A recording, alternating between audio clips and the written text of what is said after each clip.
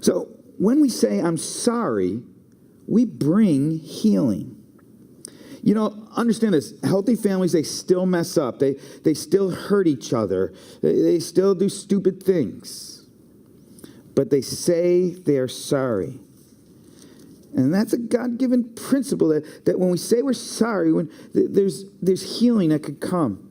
James, who was the brother of Jesus, said this one time. He wrote this to churches. He said, confess your sins to each other. Now, confess your sins, that's kind of like saying I'm sorry. Like, look at, hey, yeah, that was self-centered. Yeah, that was wrong what I did. I said, I'm sorry. Confess your sins to each other, and that's saying I'm sorry. And here's the next step that really helps it. Pray for each other. Bringing the presence of God. See, when we begin to say I'm sorry, it begins to bring the presence of God. And we invite the presence of God. And it can even be more powerful so that we do this, right? So that you may be healed. Healing comes from this process. You know, ask yourself, what is my responsibility in this situation? What did I do or not do? You know, own what you can, even if it's a small part. A second step to I'm sorry is to be humble enough to admit it to the other party. It's one thing to recognize you're bad. It's a whole nother step to admit it to that person. You know, we want to look good. We want to look like we have it all together. We get afraid of admitting things because what? Because they might use it against us later. They might tell other people. Our reputation might suffer. People will think less of us. And so we get scared about that. And all those things are possible. That can and will happen at times. But if we want a healthy family, then we'll be willing to take the risk.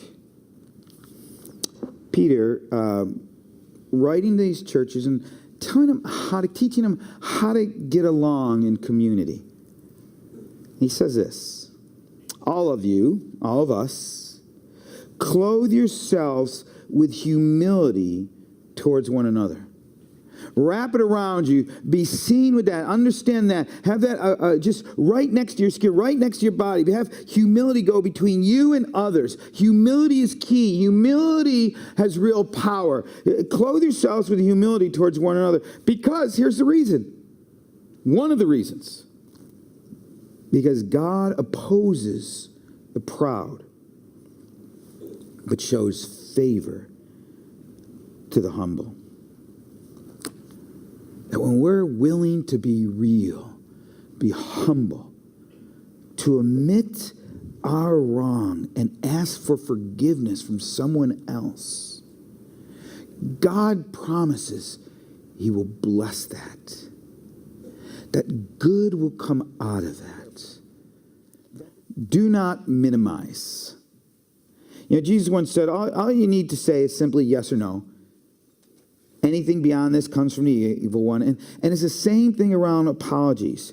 Say exactly what you're sorry for. Don't add all this other stuff. Be clear, be specific, but don't add excuses to it. Don't I'm sorry that I yelled at you, but I was tired. See what that does? Didn't that just cheapen it? You minimized it. I'm sorry I took that, but I just really needed the money. You minimized it. What we want to do is be honest and clear and let it stand for what it is. A true I'm sorry will change behavior. That you'll begin to act differently. You know, if you're really sorry, you understand your actions, your words, your lack of actions hurt someone. And you feel that. True sorrow, there's a depth of it where you actually feel that. You understand their pain.